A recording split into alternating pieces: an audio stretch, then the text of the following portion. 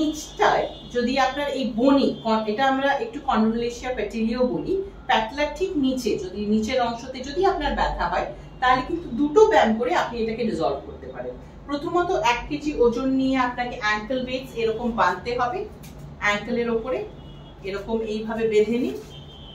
বেঁধে আপনাকে এই পাটা তোলা, সোজা তোলা, তুলে পায়ের পাতা টানতে। এই এক্সারসাইজ নাম্বার 2, এইভাবে একটু আপনাকে এগেইনস্ট দ্য বল দাঁড়াতে হবে, পাটা আরেকটু এগিয়ে নিতে পারেন, হ্যাঁ যতটা আপনি এগিয়ে নিতে পারেন, আর একটু ওয়াইড রাখতে হবে, দুটো পা ছড়িয়ে। তারপরে পাতাটা উপরের দিকে তুলুন, উপরের দিকে তুলুন, একটু হোল্ড করে রাখুন। এই শিনবনে একটা প্রেসার আসছে, এটা আপনাকে শিনবনে যে প্রেসারটা, হাঁটুর নিচে যে বোনটা নিচে যাচ্ছে সেটাতে এই প্রেসারটা ফিল করতে হবে।